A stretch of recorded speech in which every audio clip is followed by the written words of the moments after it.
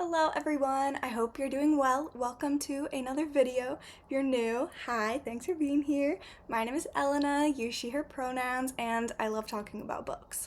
And I specifically love talking about gay books. So, I'm very excited for this video today. Besides queer books, I also love talking about fantasy novels, romance stories, sometimes nonfiction, and I'm also considering making some videos about disability. I have dyslexia as one of my disabilities, and I think it could be really cool to make a video about books and dyslexia and like what it's like being a dyslexic book lover. I don't know if I've said that before in a video, but if I have, apologies for saying it again. But if that sounds cool, let me know down below. If not, maybe just say stick with the books, Elena. Don't be mean, please. Thank you. Anyways, for those of y'all who have seen my other videos, I'm sorry it's taken me a long time to get back on here. Apparently, it's kind of hard to be a disabled college student with a job. Shocker, I know. Never would have thought that would be hard. Nevertheless, here I am, and today I'm going to be talking about the lovely books I have read since last Pride. Sorry, the lovely queer books I've read since last Pride, obviously, as it is Pride Month. Who knows when this video will come out? It might be the end of June, it might be the beginning of July. Without further ado, let's get down to it. The first book I will be talking about is Khalid Cute by Meryl Wilsner. And if you've seen some of my other videos, you probably know that this has been a longtime favorite of mine. I listened to the audiobook senior year of high school, and now going into my junior year of college, which is crazy, I decided to reread this book and actually buy a physical copy and read it. This book is about Phoebe, who has just graduated college. She signed with the, I was gonna say the national team. No, not yet, honey. She has signed with the New Orleans women's soccer team, which is captained by their very own Grace Henderson, who is Phoebe's legend. That is the woman Phoebe has been looking up to since she was young, y'all. And so this is a great, amazing opportunity. But Phoebe, being Phoebe, has her eyes set higher. Her goal is to be on the women's national team. And so when she gets a call from the coach of the national team, she is so excited. She gets to go to January camp and train with the other national team players, which means she could possibly at some point be called up to play with them. Maybe. It means the coach wants to get a better look at her. And during this time at January camp, she meets Grace Henderson, the woman she's looked up to for basically her whole teenage and adult life, the woman who's going to captain her team in New Orleans when she joins later this summer, I think. What will happen when Phoebe finds out about an injury Grace has been nursing for months and hasn't told any coaches, any trainers, nobody? Can Phoebe keep a secret? Does Phoebe want to keep a secret? And what will happen when sparks fly between the two of them? When maybe being just friends and then being friends with benefits isn't enough for the two girls? This book, I loved it so much when I first read it. Amazing, or I guess listened to it. Amazing. And I think reading it again, maybe I'm not a huge rereader. That's not really my thing. So it could also be that. But I just wasn't quite as impressed with this one. I think maybe like a 3 out of 5, 4 out of 5, when originally this was like 6 out of 5. Maybe I've just gotten a little bit older. Maybe it's because I knew what was going to happen. It wasn't as exciting. But yeah, I would give it 3.5 out of 5. It's very fun. I'd say pretty fast paced. There is a lot of spice in it. So if you are spice averse, perhaps don't read this. There's also a lot of soccer jargon, which is fun if you like soccer. And yeah, so I would recommend this book, 100%. Just maybe wasn't for me second time around as much as it was the first. Next, we have She Gets the Girl by Rachel Lippincott. Lippincott? Whatever her last name is. Sorry, Rachel. I do have dyslexia. I promise. Anyways, I listened to the audiobook of this book. And it is about two main characters who are, I wouldn't say enemies, perhaps rivals, maybe, it's like a dislike to love type of deal here. When our headstrong, independent main character goes off to college, she is determined to show her ex-girlfriend, whom she did not want to break up with in the first place, that she can commit, be a good girlfriend, and more important than that, be a good and decent person and friend. So she decided to help a shy girl land a date with her high school crush to prove she's changed. But these two main characters may not end up with who they thought they were going to end up with. I would say this is super cute, YA, dislike to love sort of trope. I liked it for what it was. I think I would have enjoyed it a lot more if I had read it in high school, which is, I think, more of like the intended audience. I also listened to this right after listening to Heated Rivalry, and so I was like, it was a big juxtaposition there between narratives. Gave this 3 out of 5. Say it's pretty fun. Would recommend if you're just going to college or are in high school, and if you're an adult, then if you're looking for something YA and cutesy and that reads YA. Yes. And now I'm gonna do it now. I don't want to make you guys wait till the end of the video, but I had to get rolling first. So you're not just here for the first 5 minutes. Sorry. I'm going to talk about Heated Rivalry by Rachel Reed, because I have read this. I was gonna say unfortunately. It's not unfortunate.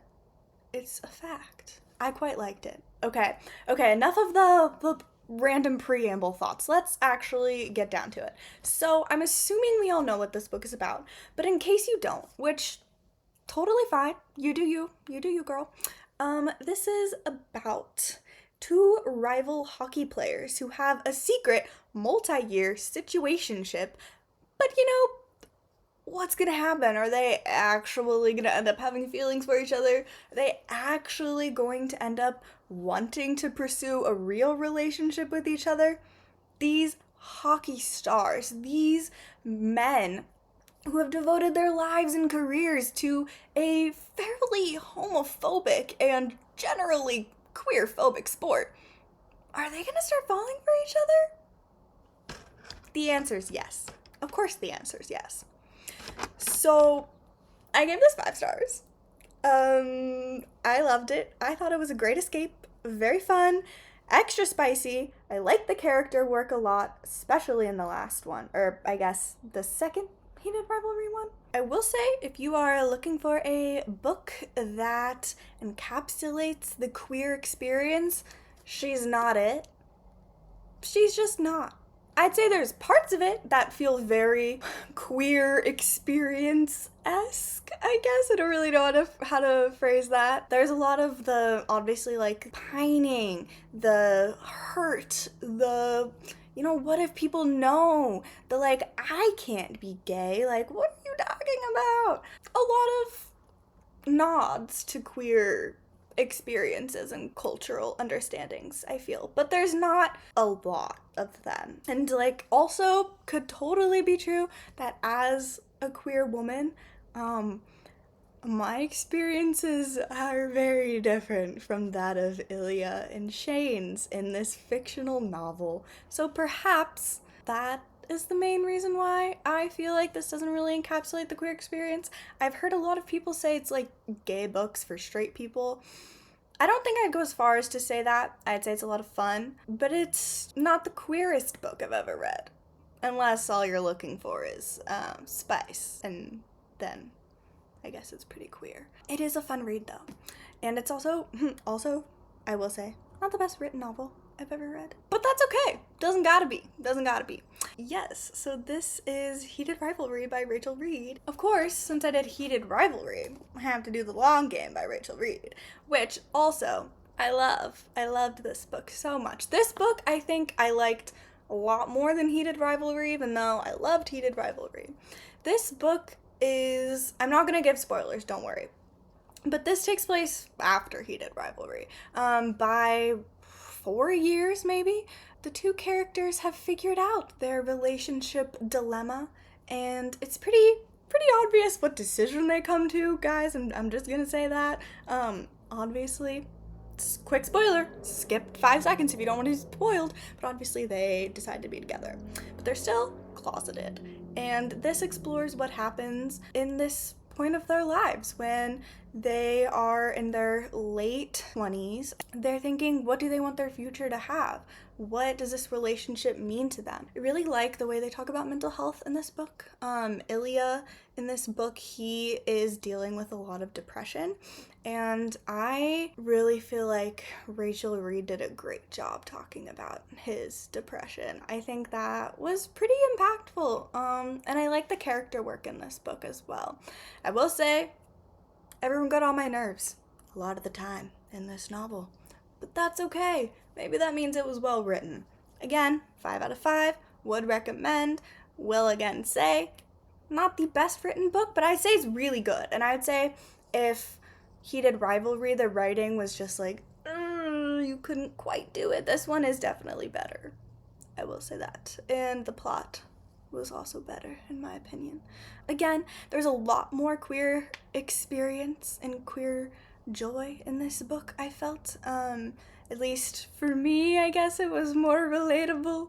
Don't really know. Obviously, that's not to say my opinion is the end-all be-all opinion, but that is how I felt about it. And you're here to hear what I felt about the book. So, that is this one. And since we're on the Rachel Reed train, apparently, I will just briefly talk about Game Changers. I listened to this audiobook. Funny story, guys. Okay, sorry, this will take 2 seconds, but it's hilarious. If you can't tell, I have ADHD.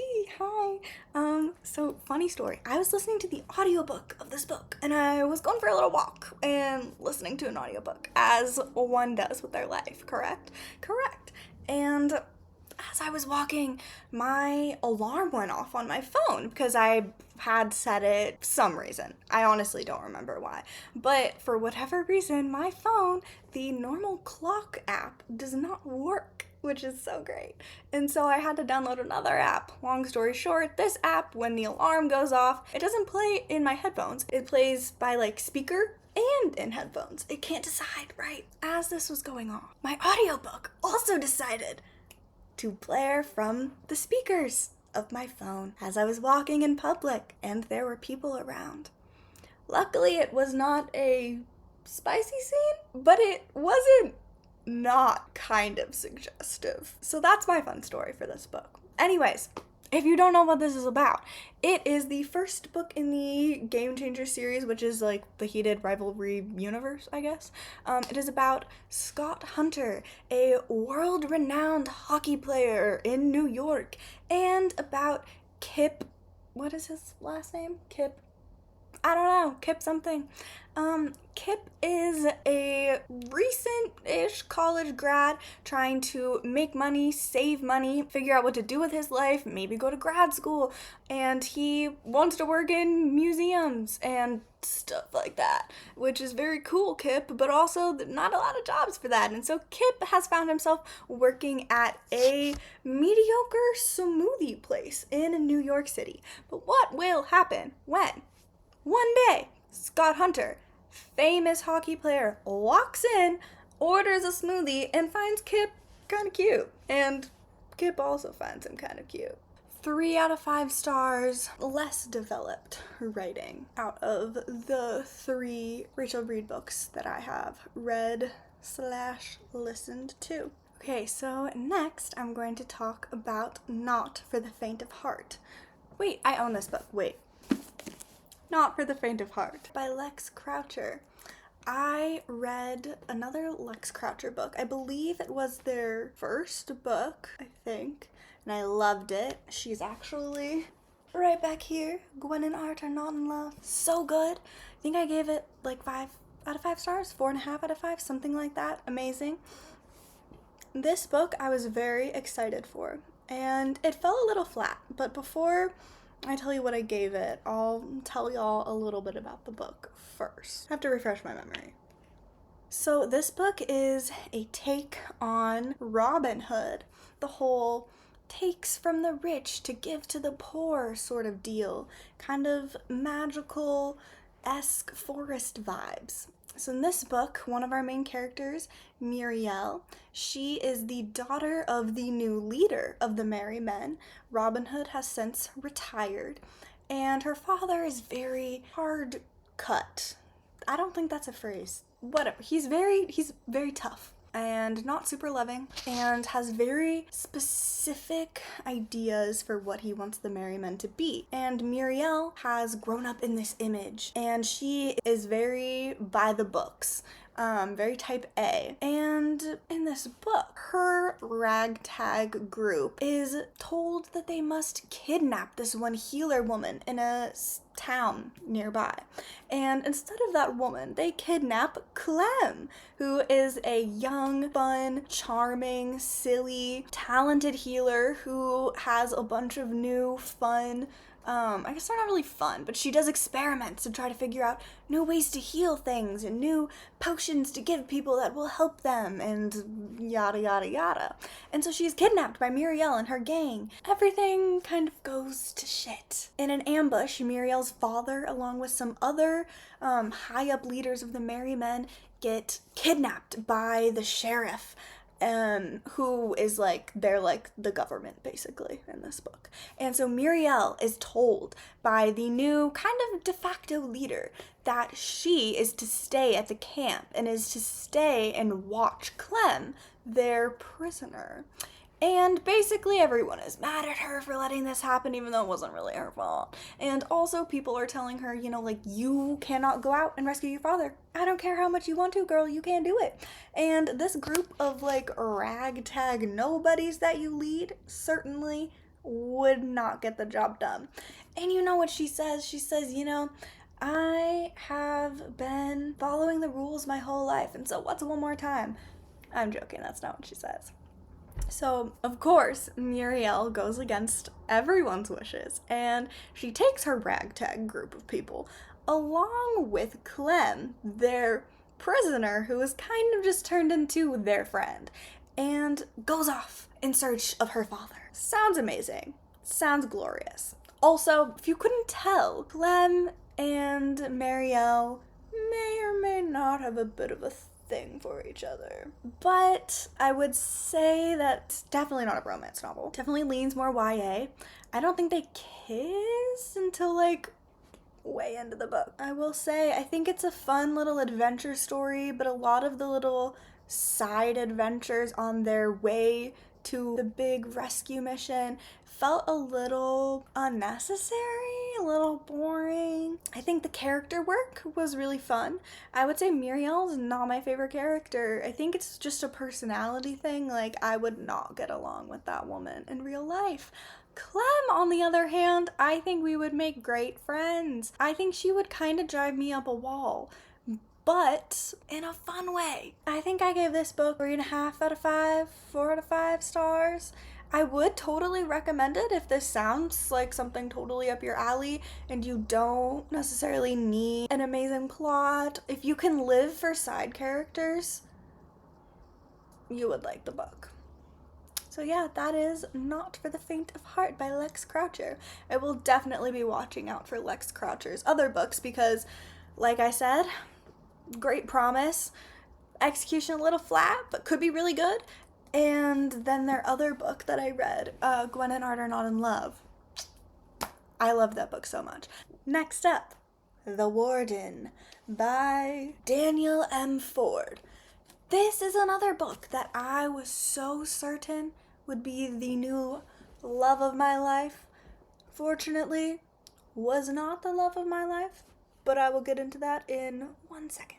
In this fantasy main world, character there is are one of different the most houses, I powerful suppose, of magic necromancers where you go to to college ever and you exist. train in these different like houses of magic. She graduated from 3 magical colleges, I believe, and that is just like kind of unheard of. So she's the real deal. She's great. She is at magic. And then she gets placed in the least likely post possible. She is the warden of this teeny tiny village in the middle of nowhere on the outskirts of the realm, in this freezing village that has not had a warden for, I don't know, a very long time. And there's a bit of a catch. They also don't really want a warden either. They're scared of her when she arrives. They see her in her warden outfit and they're like, oh, okay, she's a necromancer. Not all wardens are necromancers, mind you. She is there to protect them as the warden and communicate with the heads of the colleges if anything goes wrong, if anything is weird, if anything is amiss. And of course, our main girl sees a lot of weird and amiss things. But as her time in this small village goes on, as she mends fence after fence with her magic, she starts to realize maybe there is more need for a warden than she originally thought. Maybe the old magics of the realm have grown restless. And maybe she is going to be a key component in the reawakening of the old magic that comes next. Also, there is a love story, supposedly, between these two lovely women. I was very excited for these two little cuties to fall in love because this one here, she's a fae badass. Can I say that on YouTube? I don't know, but she's a fae badass and makes weapons and cool stuff like that. And she's a necromancer. Power couple. But unfortunately, there's really no coupling happening. I didn't like that. I didn't like that very much. It's not a big part of the story, which obviously romance doesn't need to be a big part of stories. But when they're on the front cover of the book, typically they are a decent part of the story, and she really wasn't, and I was disappointed in that. Guys, I feel so conflicted about this book. I think I gave it a 4 out of 5. But I really, really enjoy the premise. I loved the atmosphere. Cold, desolate, middle of nowhere. The town is literally called Lone Pine. Come on. I really loved that, and I think the character work in this is really interesting. I don't know what it was, because I liked the character. Alis is her name. I liked the setting. I liked a lot of the side characters. I just think I didn't like Alis enough for it to be like a really good book. The plot kind of fell a little short for me. I thought there was a lot of good intrigue, a lot of cool mystery, but it all just, maybe it's the pacing that was off. It felt a little slow for all of these things that are happening. And it's a series. I would consider reading the next one, but it is not a given, and I have a lot of books on my TBR, so I don't know if I will read it. I would certainly recommend this book. I think if you're the right person, this could be so great. If you're not turned away by like a slower plot, by, I want to call her like a denser character. It's not that she's not intelligent.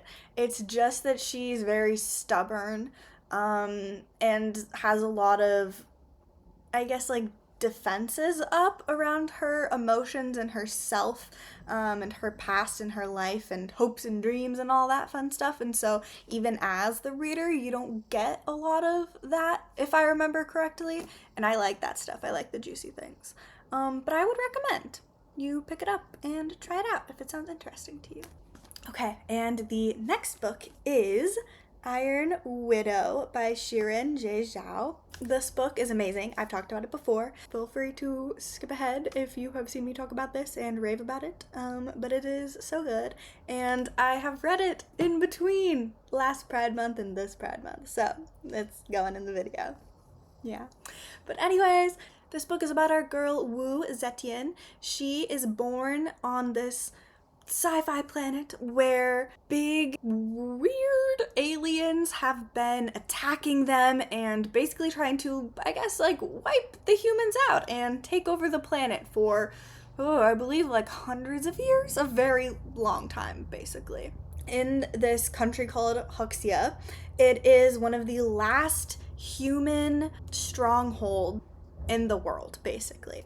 And to keep it that way, they have these things called chrysalists, which are basically just big metal suits that the tiny little people go in the head of the metal suit, and the huge metal suit is controlled by the people in the head. And in this world, which by the way is highly sexist, the pilots are all men. And women, don't worry, they still play a role. They get to be the concubine pilots. Yay!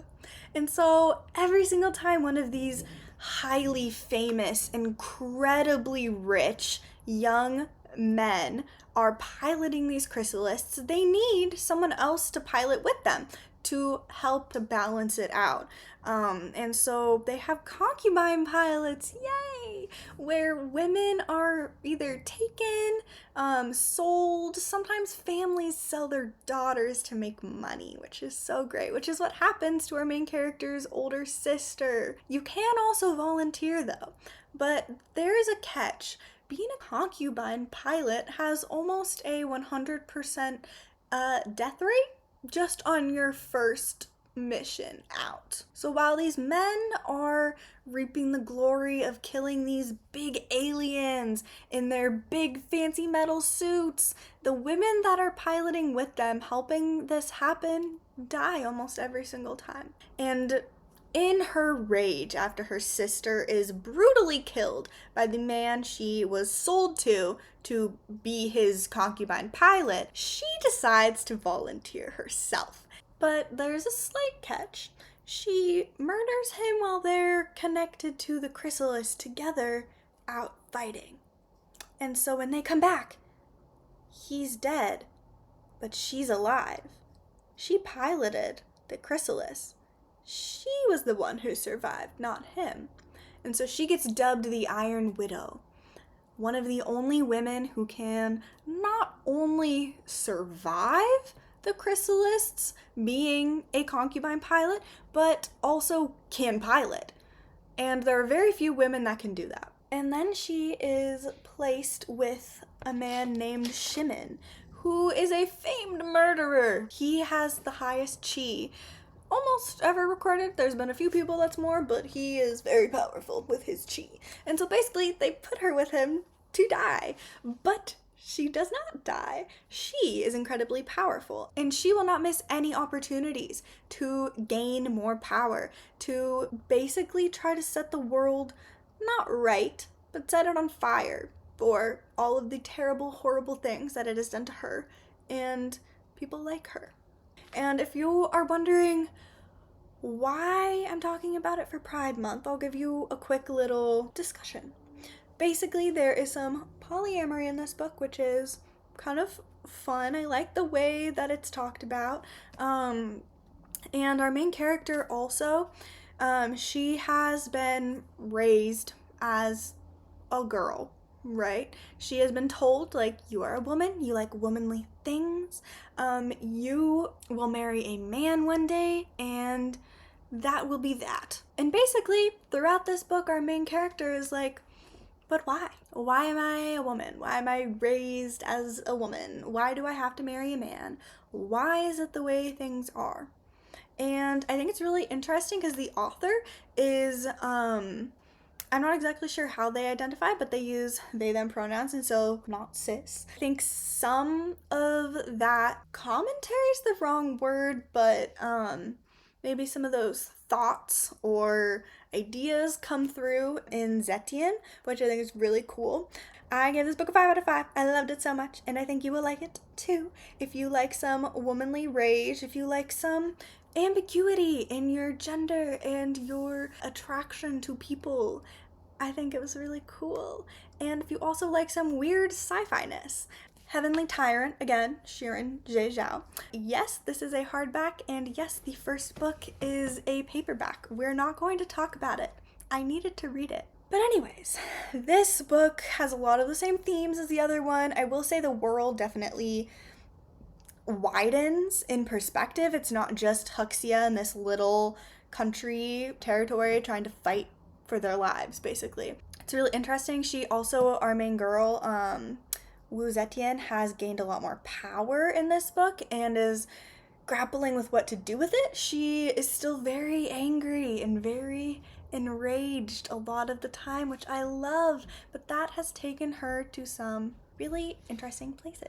I will say, all of the characters pissed me off at many points in this book, and the plot took a lot of crazy turns. So I gave this 4 out of 5 because I'm also not very much so a sci-fi girl, and so it went a little too sci-fi for me personally. But still think it was very good, still had a lot of the same messages and I guess vibes of the first book. So if you read the first book and you're like, should I read the next one? I say yes, go for it. I will certainly finish this series. I think it is phenomenal, especially for Shirin Jie Zhao. I think this is their debut series. Don't quote me on that. Yes, very good, and I recommend. Also, it's so pretty. All right, for our last book, Seven Husbands of Evelyn Hugo. If you have not read this, please read it. I sob. Yay. This book is about Evelyn Hugo. Present day, she is very old.